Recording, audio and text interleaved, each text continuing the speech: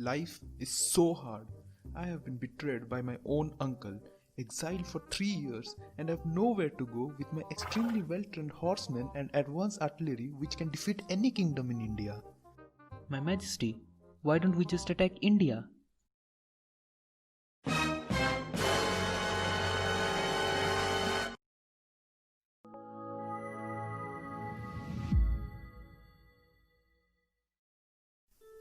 Zahir al-Din Muhammad Babur ascended his father's throne at a very young age of 11 as the Amir of Farghana, a small province in southern Uzbekistan, when his father Umar Sheikh Mirza died suddenly.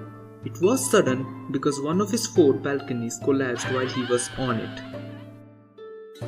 Babur belonged to noble blood. We are talking about the likes of the terrific, the Widowmaker, the I wanna rebuild Mongol Empire but failed, Taimur the Lame from the father's side, and the Bowman, the Khans of the Khans but not Shah Rukh Khan, and literally the godfather of half the Asian population, Genghis Khan the Great from the mother's side.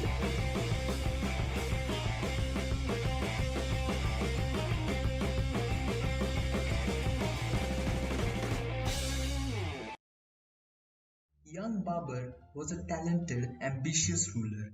With numerous cousins and uncles plotting to replace him, he realized that the best defense is the show of offense, and that's what he did.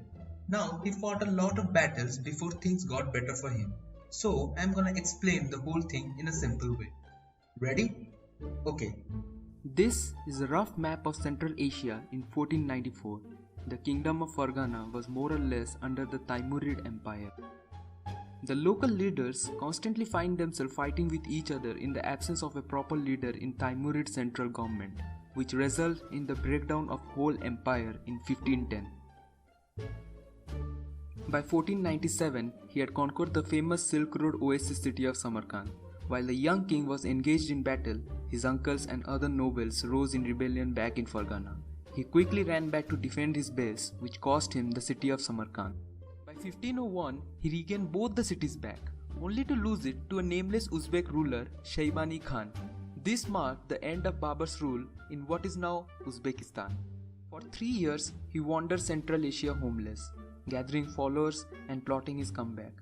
Finally, in 1504, he and a small army conquered Kabul, establishing a base for his new kingdom. Babur would ally himself with the rulers of Herat and Persia and try to take back Farghana in 1510 to 1511. Once more, the Uzbek crushed the Mughal army, driving them back to Afghanistan. Finally, in 1521, a perfect opportunity for southern expansion presented itself to Babur. Hello, I am Alam Khan, and I want you to overthrow Delhi Sultan Ibrahim Lodi with the help of some of my friends because he's a tyrannical a-hole, and we will completely ignore that your great-great-grandfather was somewhat like Ibrahim Lodi. So you up? Also, we may let you be the next Delhi Sultan.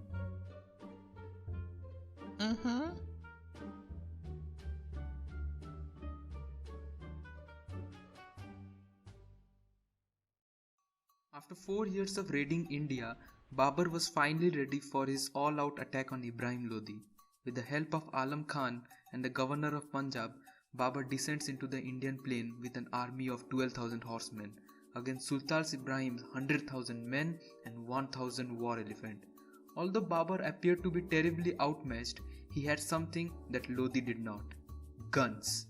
Not this gun, these guns. He settles on Panipat near Delhi as the place will give his outnumbered troops the greatest chance of victory and to plan his battle formation.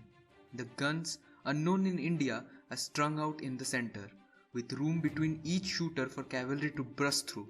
The wings are left free to outmaneuver the opposition with their speed. It was a trap set by Babur, but he predicts Ibrahim's vastly larger army and the crushing power of his elephant will make the foe overconfident. He was correct. The Sultan marches to Panipat and mounts an attack at dawn on April 20, 1526. The Lodi forces makes a headlong charge and are confronted by a volley of fire before being encircled by a flank assault. Trapped in and confused, they try to break out, but are repeatedly repulsed. By noon, Babur's army is victorious.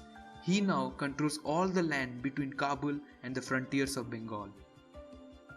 The plunder from the war was immense. The treasures of Delhi Sultanate were distributed among the people of Kabul.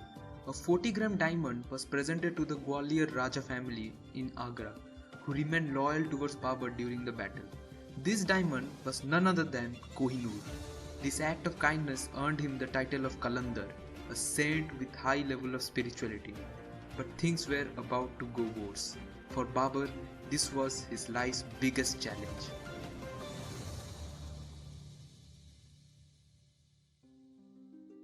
News arrives that the ruler of Mewar, Rana Sanga, is planning an invasion. The Rajput has waited on the sidelines, hoping to pick off the weakened army of the winner of the war between Babur and Lodi. Babur has no faith in the forces he has inherited after Panipat and dispatches them to protect different forts he now controls, depending on his Kabuli army to take on the Rajputs. But his soldiers are in no mood to fight, and his officer cannot understand why he is still hanging around in Hindustan. Babur has other plans. He has finally conquered a real empire and isn't about to let his place in history slip. He gave a powerful speech to his army and vowed to never taste liquor again. He asked his general to swear with him on the Quran that they will all fight to the death. The armies met at Khanwa near Sikri on March 17, 1527.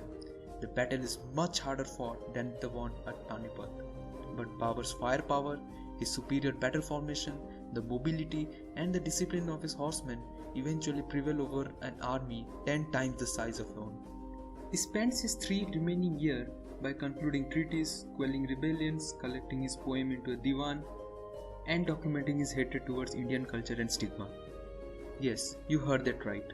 The most commonly quoted passage from the Baburnama makes his distaste evident. Quoting, "Hindustan is a place of little charm. There is no beauty in its people, no graceful social intercourse, no poetic talent or understanding, no etiquette, nobility or manliness. The art and crafts have no harmony or symmetry. There are no good horses, meats, grapes, melons or other fruits. There is no ice, cold water, good food or bread in the market. There are no baths and no schools. There are no candles, torches or even candlesticks." He feels an etching nostalgia for Kabul and for Samarkand, but never returns to those temperate lands, remaining twice exiled until his death in 1530.